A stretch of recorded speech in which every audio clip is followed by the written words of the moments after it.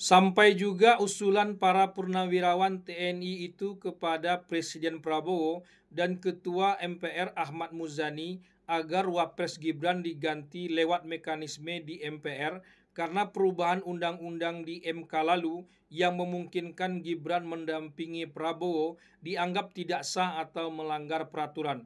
Menariknya, tanggapan Presiden Prabowo yang diwakili oleh Wiranto seperti datar-datar saja menerima usulan itu, tapi Presiden juga mendengarkan usulan dari yang lain, agak diplomatis dan tidak langsung tegas menutup mati usulan itu.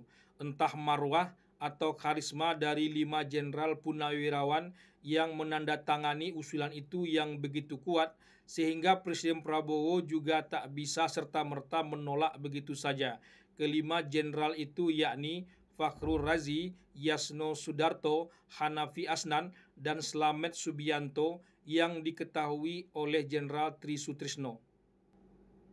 Sebetulnya pernyataan sikap Forum Purnawirawan TNI itu ada 8 poin dan usulan pergantian Wapres Gibran itu ada poin yang ke-8. Tapi menariknya poin ke-8 itu saja yang mendapat perhatian. 7 poin lainnya tak dapat perhatian yang memadai, bahkan tak terlalu dihiraukan. 7 poin lainnya itu hanya sebagai pengantar saja. Intinya ada pada poin yang ke-8. Tak tanggung-tanggung, Presiden Prabowo dan Ketua MPR Ahmad Muzani langsung memperhatikannya kendati berkelit harus memperhatikan usulan dari yang lain. Mantan Kepala BIN Hendro Priyono dan Sutioso setuju saja dengan usulan para purnawirawan TNI itu. Usulan itu wajar saja di alam demokrasi. Bahkan Sutioso khawatir kalau ada apa-apa dengan Presiden. Aneh tak ada yang menolak apalagi mengecam usulan itu. Semua seperti setuju-setuju saja dan mengangguk secara diam-diam. Baik Jokowi apalagi Gibran tak akan menduga situasi seperti ini akan terjadi. Gibran mantap dan percaya diri maju mendampingi Prabowo setelah jalan perubahan undang-undang terlebih dahulu dibersihkan. Ingat kata Gibran saat muncul di publik ketika itu, "Tenang saja Pak Prabowo, saya sudah ada di sini."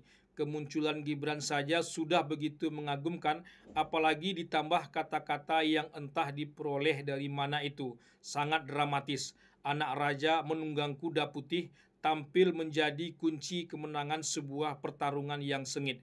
Gibran mau, Jokowi memberi jalan yang memang sudah dibukakan. Orang tua bisa apa? Hanya bisa mendoakan saja, kata Presiden Jokowi ketika itu, yang tak kalah mujarabnya seperti kata-kata Gibran. Itulah situasi puncak. Tak ada lagi yang di atas saat itu. Semua terlihat begitu mudah. Kini bukan lagi masa-masa puncaknya Jokowi apalagi Gibran. Meski menjabat sebagai wapres, kursi itu terasa begitu panas buat Gibran. Kadang bergerak-gerak sendiri dia. Kemari salah, jika bergerak dianggap terlalu maju, tak bergerak dianggap tak ada gunanya. Usulan para purnawirawan TNI agar Gibran diganti tak bisa pula dianggap enteng kendati dianggap tak ada jalan ke arah situ. Memang bukan pula masa-masa di bawahnya Jokowi saat ini, tapi menyandang posisi sebagai mantan presiden tentu saja tidak sama dengan dulunya. Seandainya Jokowi tidak memberi jalan buat Gibran untuk maju, meski terjadi perubahan syarat pencapresan ketika itu, ceritanya tentu akan sangat berbeda. Jokowi tak akan diserang seperti sekarang seolah-olah dia masih berkuasa. Hanya saja pilihan Jokowi terhadap Prabowo sangat tepat. Prabowo orang yang sangat setia, tapi tak bisa pula serta-merta membuat jalan untuk Gibran berkuasa berikutnya.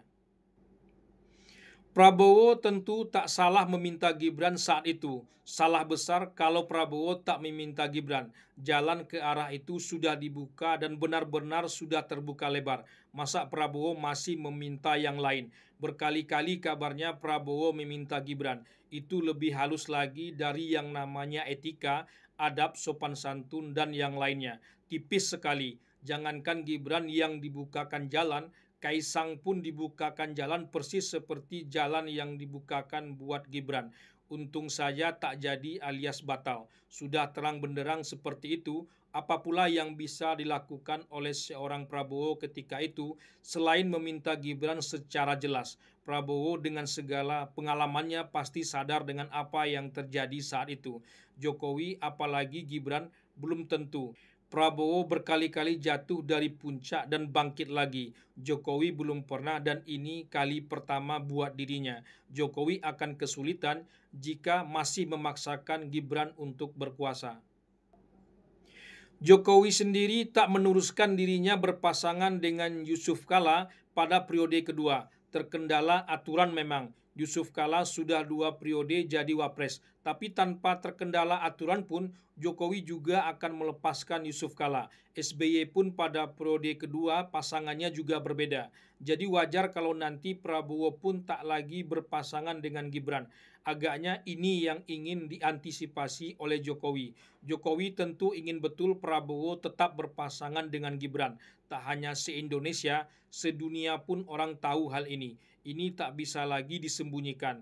Jokowi tetap aktif di dunia politik, bisa jadi karena menginginkan hal ini.